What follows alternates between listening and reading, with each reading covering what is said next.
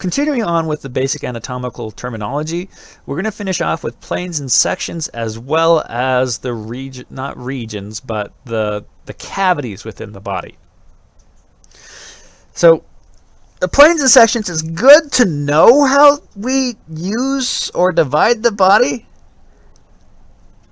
because a lot of our medical imaging, our abilities to see into the body without actually cutting into it, really enlightens us if we know which way we're actually looking at it.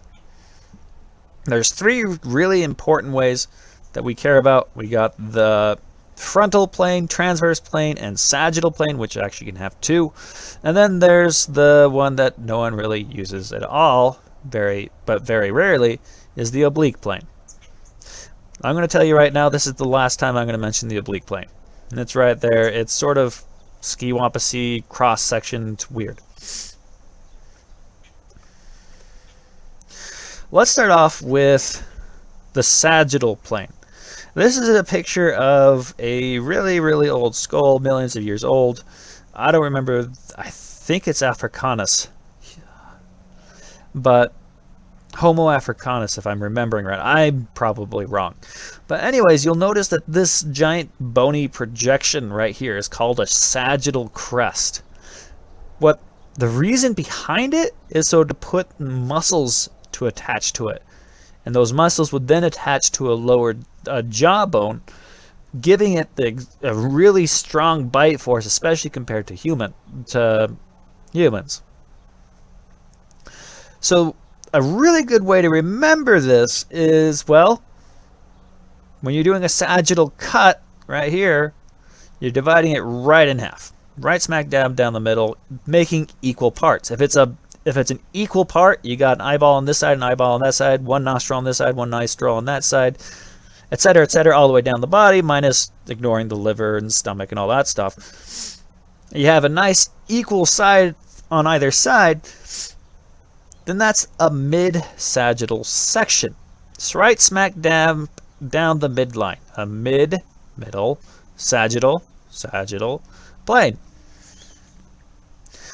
If you're not doing an exact smack dab down the midline, it's called a parasagittal.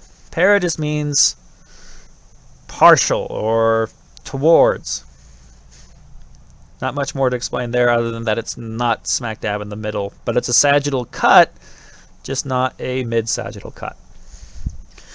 A frontal cut is when you are cutting it from the front. You're preserving the front portion. If you were to do a smack dab down the middle cut portion of the front, you would preserve the face in its shape. You'd preserve the front of the body, and you could look at the front without realizing the back is gone.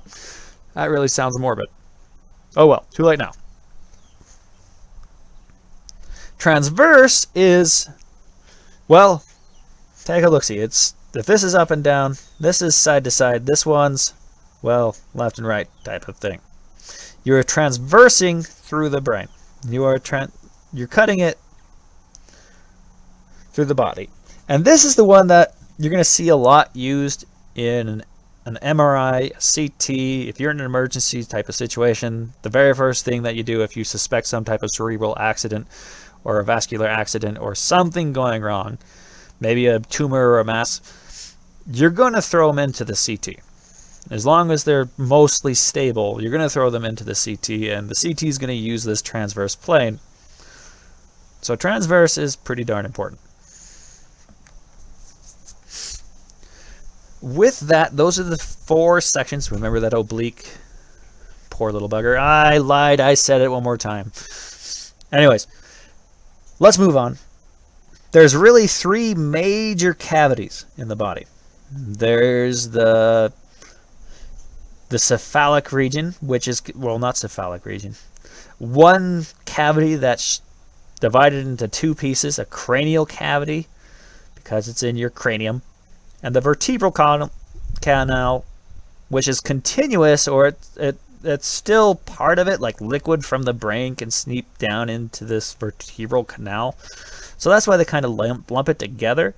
But it's formed inside the vertebral column, that spine where the spinal cord hangs out.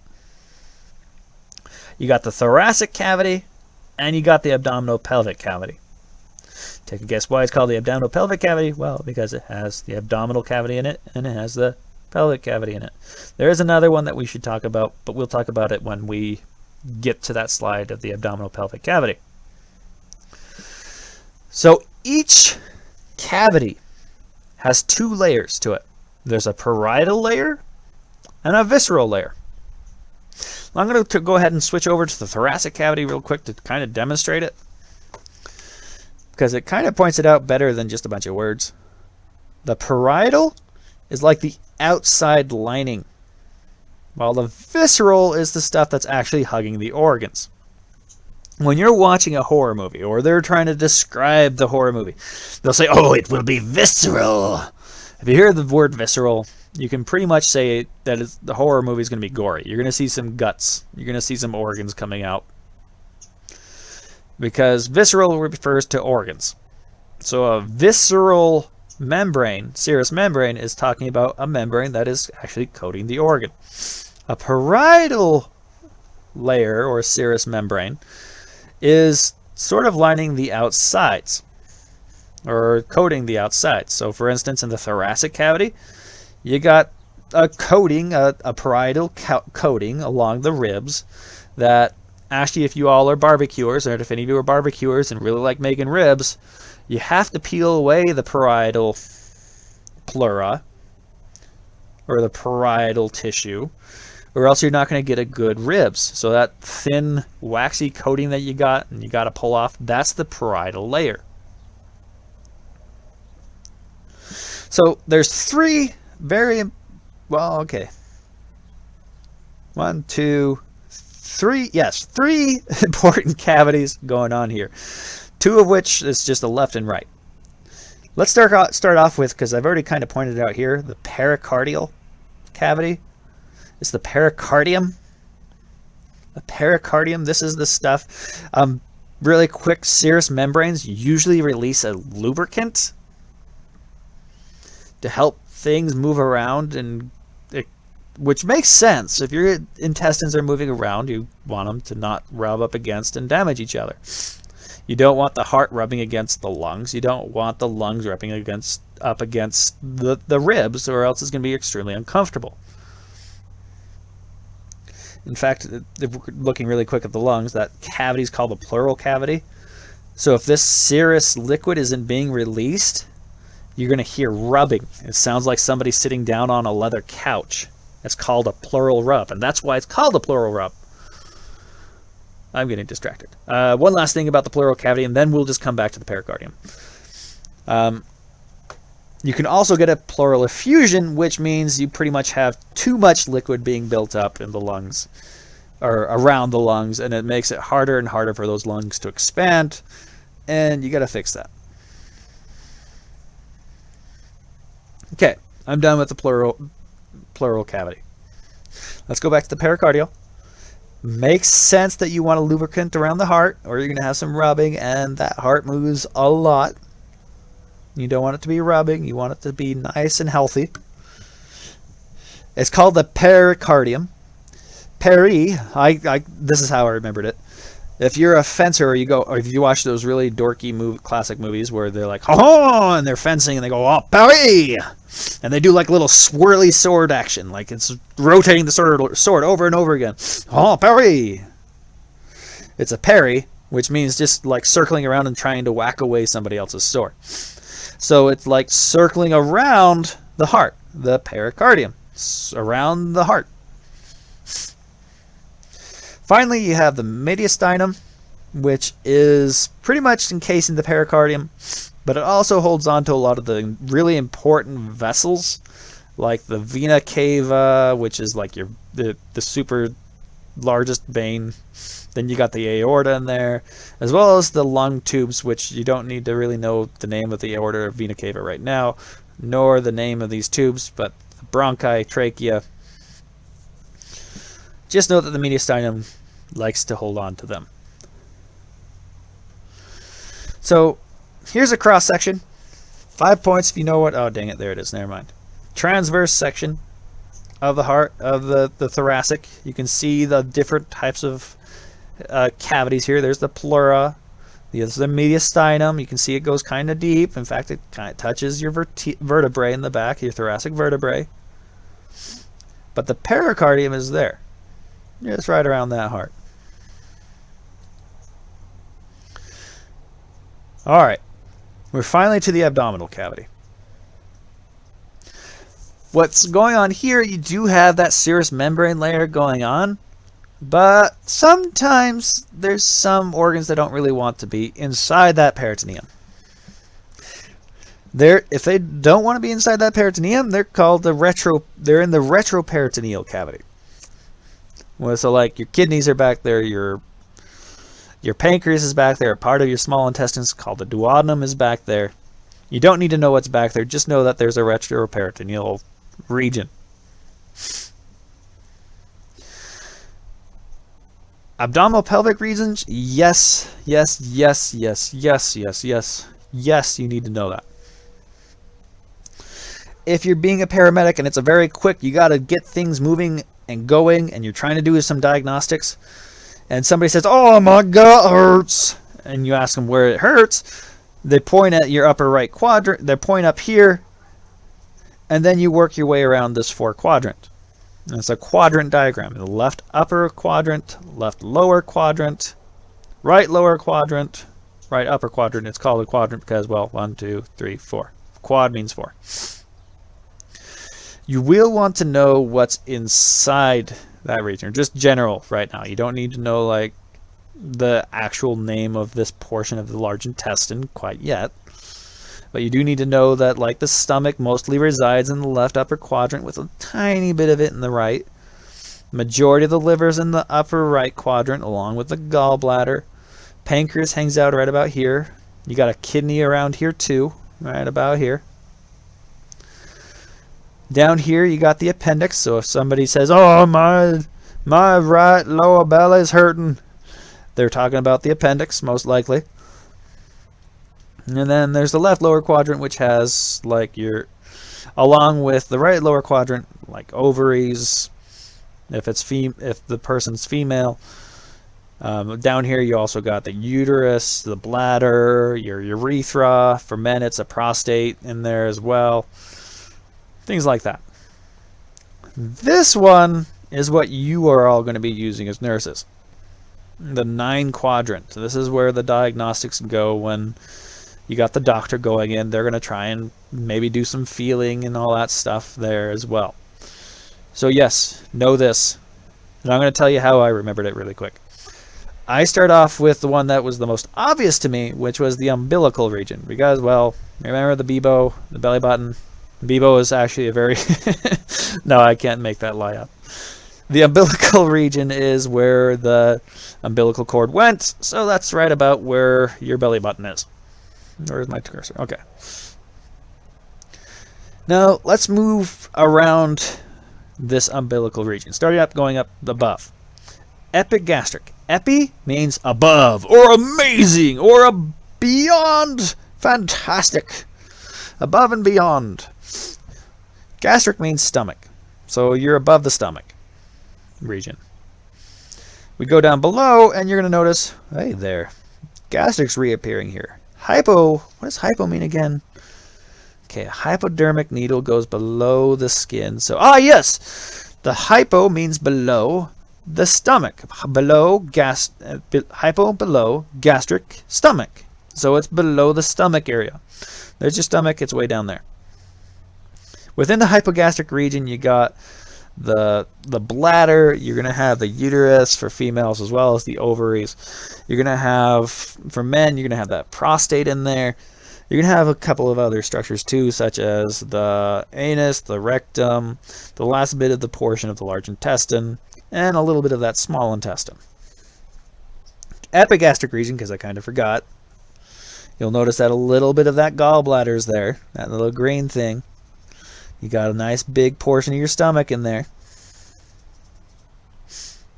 And as well as the very end of that region is where that divides the thoracic region from the abdominal pelvic region is that diaphragm, your primary breathing muscle. Sorry, that was a sidetrack, but I needed to point that out because that's important too. So let's go back down to the umbilical region. Let's go left and right to it. You got the left lumbar, right lumbar. Lumbar usually refers to back. In this portion, if I were to do a transverse cross section here, you would actually cross and cut into the lumbar portion of the spine. So this is the left lumbar region, that's like the middle area, and the right lumbar region is just below that. And how you can tell where this region, upper region, ends and this one begins is because it's right below the ending of your ribs.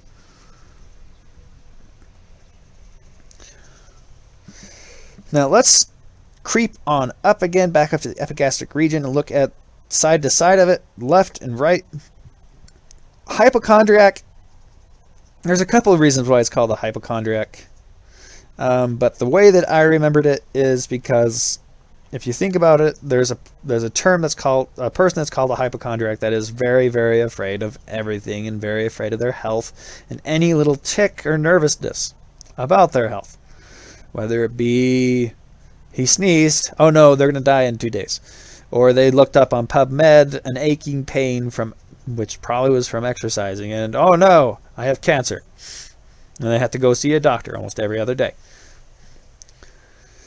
This is the region that usually hurts when you have a gallbladder issue, is this one, the right, or the spleen. You got a spleen issue.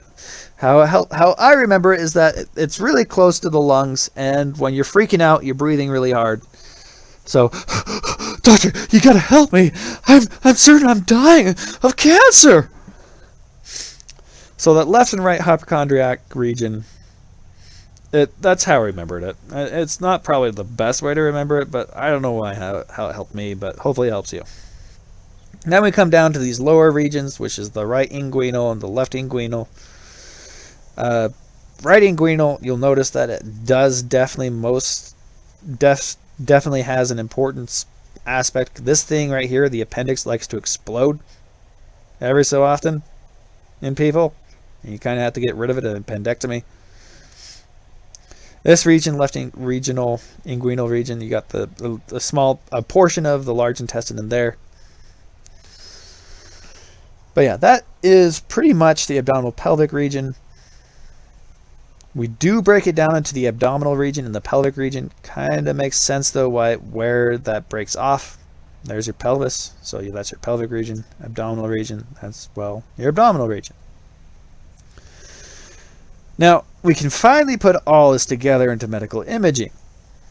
Really, back in the day, if you ever wanted to try and figure out something was going wrong, you sort of had to open them up. And that's not really the best way to do that. Thankfully, technology has opened up, and we can start using these different things. X-rays is one great one, but really can't see much of the soft tissue. You can see more of the bones. Maybe if it's a harder, thicker, more hardy tissue, you can see it. But really the things that are helpful is like inserting dyes, like this one here with the heart. You're taking the look to see if there's something wrong with the heart's vessels here. Maybe you're getting somebody to pee to see if there's any type of, kidney stone. And then you could also do like a deposit or suppository to see if there's something wrong with the large intestine. And there's something wrong right there. It's cancer in the ascending colon. The ones that are probably used the most in imaging is this guy right here, the CT. CT, you can get a really nice, easy readout in relatively really short time. But if you really need a really, really good detail of something, to see if there's something wrong or there's some type of very minuscule issue, the MRI really does a great job at that. You got another one, ultrasound. I'm pretty certain most of you are familiar with when you want to check on the baby's health, you can do a quick ultrasound, shoot some sound waves into it, high frequency sound waves, comes back to the probe, and based on whatever that sound bounces off, will tell you how far it's gone in, and voila, there's baby's face. This one looks like Lord Voldemort. Kind of missing his nose. Probably something wrong with the ultrasound, but maybe, yeah, maybe not. Voldemort in the making. You can also do that with a bladder scanner, so you shoot some waves into a bladder to see how full it is. Do that often. At least in the emergency room.